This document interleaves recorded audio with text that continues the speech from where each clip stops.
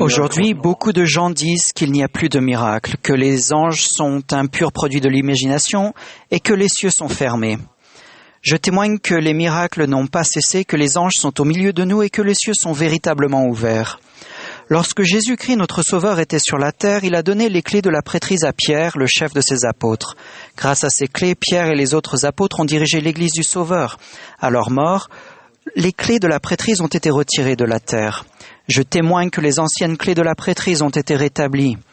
Pierre, Jacques et Jean et d'autres anciens prophètes sont apparus en tant qu'êtres ressuscités et ont conféré à Joseph Smith le prophète ce que le Seigneur a qualifié de clés de mon royaume et de dispensation de l'Évangile.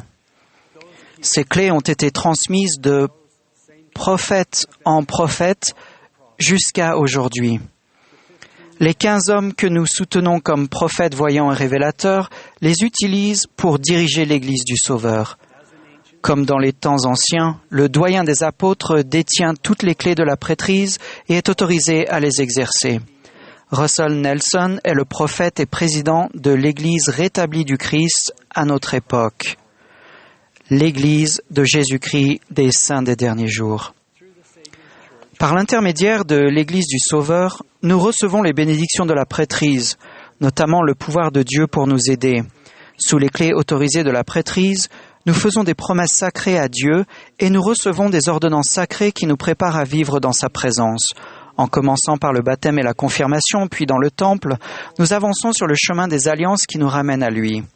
Par l'imposition des mains, nous recevons aussi des bénédictions de la prêtrise, telles que la direction, le réconfort, les conseils, la guérison et le pouvoir de suivre Jésus-Christ. Tout au long de ma vie, j'ai été béni par ce grand pouvoir. Nous l'appelons le pouvoir de la sainte prêtrise de Melchisédek, comme le révèlent les Écritures. Dans ma jeunesse, j'ai acquis un grand respect pour ce pouvoir, en particulier tel qu'il se manifestait dans les bénédictions de la prêtrise. Pendant que j'étais jeune missionnaire au Chili, mon collègue et moi avons été arrêtés et séparés. On ne nous a jamais dit pourquoi. C'était une époque de grande agitation politique. Des milliers de gens étaient placés en détention par la police militaire et on n'entendait plus jamais parler d'eux. Après avoir été interrogé, je me suis retrouvé seul, assis dans une cellule de prison, ne sachant pas si je reverrais un jour mes êtres chers. Je me suis tourné vers mon Père céleste et les supplié avec ferveur. « Père, on m'a toujours enseigné que tu veillais sur tes missionnaires. S'il te plaît, Père, je ne suis pas une personne extraordinaire, mais j'ai été obéissant et j'ai besoin de ton aide ce soir. » Les semences de son aide avaient été plantées de nombreuses années auparavant. Après mon baptême, j'avais été confirmé membre de l'Église et j'avais reçu le don du Saint-Esprit. Tandis que je priais, seul, derrière des barreaux, le Saint-Esprit s'est immédiatement manifesté et m'a réconforté. Il a fait en sorte que je me rappelle un passage très précis de ma bénédiction patriarcale, qui est une autre bénédiction de la prêtrise. Dans celle-ci, Dieu m'a promis que par ma fidélité, je pourrais être scellé au temple pour le temps et l'éternité à une femme pleine de beauté, de vertu et d'amour, que nous serions les parents de fils et filles et de filles précieux, et que je serais béni et magnifié en tant que père en Israël. Ces paroles, inspirées au sujet de mon avenir, ont rempli mon âme de paix. Je savais qu'elles étaient venues de mon Père céleste aimant, qui tient toujours ses promesses. En cet instant, j'ai eu l'assurance que je serais libéré et que je verrais ces promesses s'accomplir. Environ 1 an plus tard, notre Père céleste m'a accordé la bénédiction d'avoir une femme qui est pleine de beauté, de vertu et d'amour. Lynette et moi avons été scellés au temple. Nous avons eu la bénédiction d'avoir 3 précieux fils et 4 précieuses filles. Je suis devenu père, conformément aux promesses de Dieu mentionnées dans la bénédiction patriarcale que j'ai reçue quand j'avais 17 ans.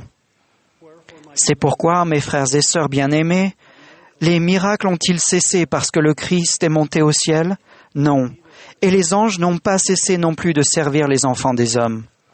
Je témoigne que les miracles et les interventions divines se produisent continuellement dans notre vie, souvent comme le résultat direct du pouvoir de la prêtrise. Certaines bénédictions de la prêtrise s'accomplissent immédiatement selon des façons que nous voyons et comprenons. D'autres se manifestent graduellement et ne seront pas réalisées complètement dans cette vie. Mais Dieu tient toujours toutes ses promesses, comme le montre ce récit tiré de notre histoire familiale. Mon grand-père paternel, Grant Rhys Bowen, était un homme d'une grande foi. Je me souviens clairement l'avoir entendu raconter comment il avait reçu sa bénédiction patriarcale. Il a écrit dans son journal « Le patriarche m'a promis le don de guérison. Il a dit « Les malades seront guéris, oui, les morts ressusciteront sous tes mains. » Des années plus tard, mon grand-père entassait du foin quand il s'est senti poussé à retourner chez lui. En chemin, il a rencontré son père qui venait vers lui. Son père a dit « Grant, ta mère vient de mourir. » Je cite encore le journal de mon grand-père. Je ne me suis pas arrêté, mais je me suis précipité dans la maison et dehors, sous le porche d'entrée, où elle était allongée sur un lit d'appoint. Je l'ai regardée et j'ai vu qu'il n'y avait aucun signe de vie en elle. Je me suis souvenu de ma bénédiction patriarcale et de la promesse que si j'étais fidèle, les malades seraient guéris et les morts ressusciteraient grâce à ma foi. Je lui ai posé les mains sur la tête et j'ai dit au Seigneur que si la promesse qu'il m'avait faite par l'intermédiaire du patriarche était vraie, de le manifester à ce moment et de ramener ma mère à la vie. Je lui ai promis que s'il le faisait, je n'hésiterais jamais à faire tout ce qui était en mon pouvoir pour l'édification de son royaume. Tandis que je priais, elle a ouvert les yeux et a dit « Grant, relève-moi. Je suis allé dans le monde des esprits, mais tu m'as rappelé que ceci soit toujours un témoignage pour toi et pour le reste de ma famille. » Le président Nelson nous a enjoint de rechercher et d'attendre des miracles. Je témoigne que parce que la prêtrise a été rétablie, le pouvoir et l'autorité de Dieu sont sur la terre. Par le biais des appels et des conseils, les hommes et les femmes jeunes et moins jeunes peuvent prendre part à l'œuvre de la prêtrise. C'est une œuvre de miracle assistée par des anges. C'est l'œuvre des cieux et elle est une source de bénédiction pour tous les enfants de Dieu. En 1989, notre famille, composée de 7 personnes, rentrait d'une activité de paroisse en plein air. Il était tard. Lynette était enceinte de notre 6e enfant. Elle s'est sentie fortement poussée à attacher sa ceinture, ce qu'elle avait oublié de faire. Peu de temps après, nous avons atteint un virage sur la route. Une voiture a franchi la ligne médiane et s'est retrouvée de notre côté. Roulant à plus de 110 km/h, j'ai fait un écart pour éviter le véhicule qui venait dans l'autre sens. Notre van a fait des tonneaux, a dérapé sur la voie rapide et a glissé hors de la route pour finir par s'arrêter le côté passager au sol. Ensuite, j'ai entendu la voix de Lynette s'adressant à moi. « Shane, il faut que nous sortions par ta porte. » J'étais suspendu en l'air par ma ceinture de sécurité. Il nous a fallu quelques secondes pour retrouver notre sens de l'orientation. Nous avons commencé à sortir chacun des enfants de la voiture par ma fenêtre, qui était maintenant le plafond du véhicule. Ils pleuraient, se demandant ce qu'il se passait. Nous nous sommes vite rendus compte que notre fille de 10 ans, Émilie, manquait à l'appel. Nous avons crié son nom sans obtenir de réponse. Des membres de notre paroisse qui rentraient aussi chez eux étaient sur les lieux de l'accident et la cherchaient avec beaucoup d'ardeur. Il faisait très sombre. J'ai de nouveau regardé dans le van et avec une lampe torche et avec effroi, j'ai découvert que le petit corps d'Émilie était piégé sous le van. J'ai crié avec désespoir. Il faut que nous soulevions le van car Émilie se trouve en dessous. J'ai attrapé le toit et j'ai tiré en arrière. Il n'y avait que quelques autres personnes qui tiraient, mais le van s'est miraculeusement retrouvé sur ses roues, révélant le corps sans vie d'Émilie. Elle ne respirait pas. Son visage avait la couleur d'une prune violette. J'ai dit, il faut que nous lui donnions une bénédiction. Un ami cher, membre de notre paroisse, s'est agenouillé avec moi et par l'autorité de la prêtrise de Melchisédek, au nom de Jésus-Christ, nous lui avons commandé de vivre. À cet instant, Émilie a pris une longue inspiration rauque. Après ce qui nous a semblé être des heures, l'ambulance est finalement arrivée. Émilie a été transportée d'urgence à l'hôpital. Elle avait un poumon affaissé et un tendon sectionné dans un genou. On craignait qu'il puisse y avoir des dommages au cerveau en raison du temps qu'elle avait passé sans oxygène.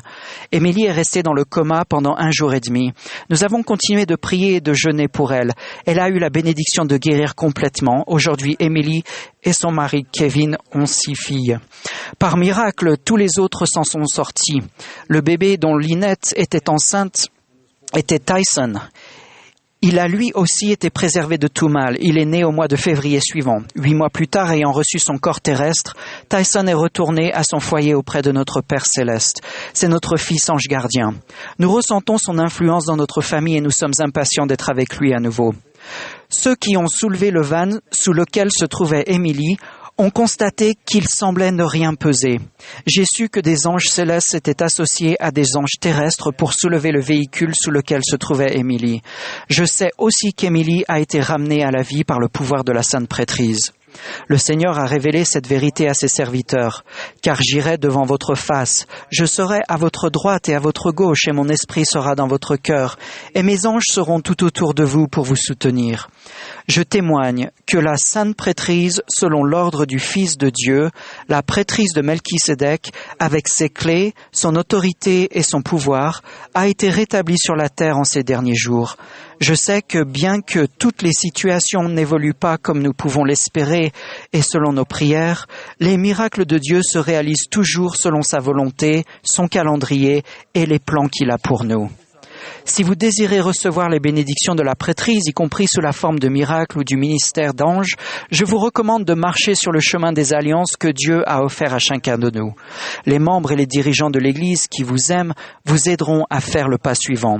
Je témoigne que Jésus-Christ, le Fils de Dieu, vit et dirige son Église par l'intermédiaire de prophètes vivants qui détiennent et exercent les clés de la prêtrise. Le Saint-Esprit est réel. Le Sauveur a donné sa vie pour nous guérir, nous racheter et nous ramener chez nous. Je suis témoin que les miracles n'ont pas cessé, que les anges sont au milieu de nous et que les cieux sont ouverts, et combien ils sont ouverts. Au nom de Jésus-Christ, Amen.